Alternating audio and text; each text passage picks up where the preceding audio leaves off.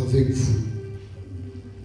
Prenons ça avec beaucoup de considération parce qu'on ne sait pas là où le Seigneur nous amène. Alléluia. Nous commençons aujourd'hui. Prochainement, le modérateur, le président viendra nous donner le programme. Pour ce qui est d'aujourd'hui, comme vous avez vu, annoncé, comme on vous l'a aussi dit, nous avons dénommé ça Jeunesse en bleu, n'est-ce pas? Jeunesse en noir. Mais nous l'avons dénommé Jeunesse en blanc. Alléluia. N'en faisons pas une doctrine. Ce n'est que pour aujourd'hui, mais nous voulons comprendre le sens spirituel. Et parce qu'on est jeune, on a voulu illustrer ça par les vêtements que nous portons. Que Dieu vous bénisse. Mais vous pouvez aussi en faire un style de vie. J'ai vu des prédicateurs qui ne portent que des blancs. Ce n'est pas mauvais, c'est un engagement qu'ils ont pris avec le Seigneur. Sans plus tarder, allons dans le livre des Ecclésiastes. Nous allons lire dans le livre d'Ecclésiastes. Et puis ensuite, nous allons donner beaucoup d'autres références. Notre jeunesse s'appelle Bonne Semence Académie parce que c'est une jeunesse fondée sur les enseignements bibliques. Nous avons même une vision à la longue d'avoir des écoles bibliques internationales alors. Et c'est toi qui un jour iras enseigner à New York. C'est votre amen qui me donne. Alléluia. Amen. Oui, vous irez un jour enseigner à Kinshasa. C'est pourquoi l'apôtre qui est là pour vous observer. Alors quand il prend bien des photos, c'est pour que demain, qu'il puisse bien te présenter. Alors la parole de Dieu dit dans Ecclésiaste 9, le verset 8, qu'en tout temps, tes vêtements soient blancs et que l'huile ne manque point sur ta tête. Amen. Alléluia. Qu'en tout temps tes vêtements soient blancs, comme on est en blanc cet après-midi, et que l'huile ne manque point sur ta tête. Nous avons deux mots-clés. Le premier, c'est le vêtement, n'est-ce pas? Le deuxième, c'est le mot blanc ou la couleur blanche. Et ce sont ces deux mots que nous allons exploiter et voir là où le Seigneur nous amène. Quand nous lisons Genèse chapitre 3, le verset 21, l'homme créé à l'image de Dieu se voit doté du Seigneur une aide semblable à lui. C'était une femme. Dieu leur donne des instructions.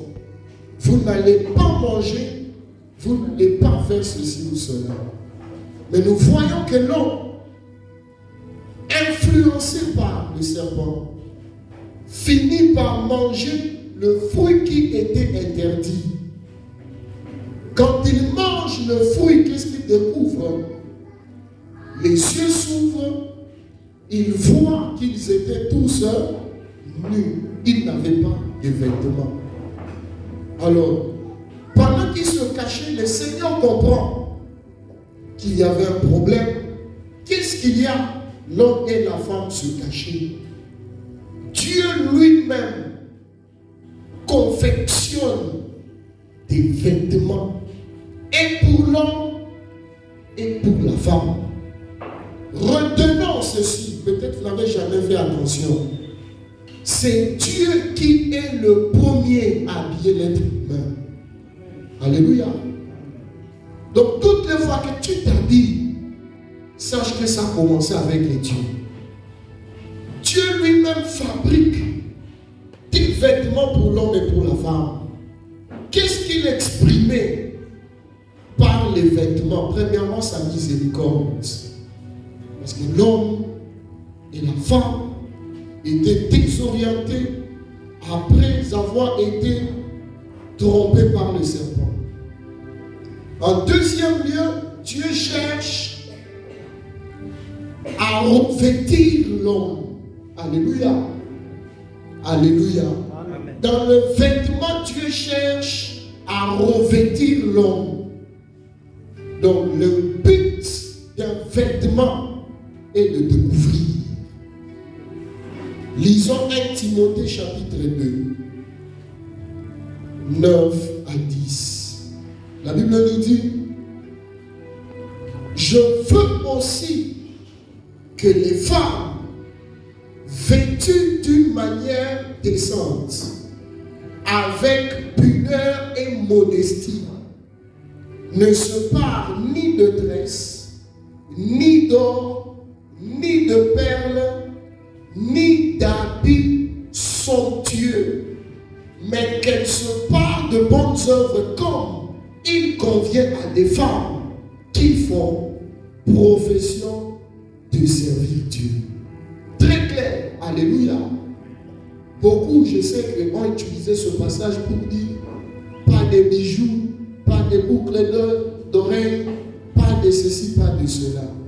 Mais quand nous lisons, surtout quand les jeunes, vous êtes des intellectuels, vous venez des bonnes écoles, la plupart peut-être sont à l'université, d'autres ont déjà fini les études universitaires.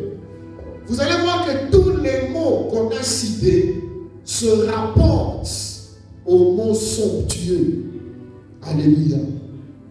Somptueux, on va y revenir. En premier lieu, on dit, je voudrais que les femmes vêtues.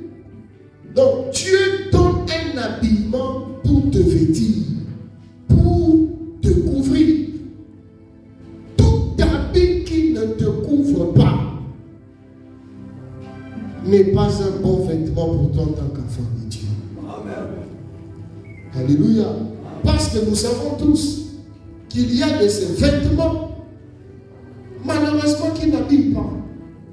Ou je le dirais mieux, des habits qui n'habillent pas. Mais des habits peut-être qui viennent orner ou décorer le corps. Voilà pourquoi la Bible dit, je veux que des femmes vêtues, comme Dieu a fait dans le jardin d'Éden. Dommage que les gens qui nous fabriquent des vêtements aujourd'hui ne sont pas tous des chrétiens. Ils ne sont pas des serviteurs.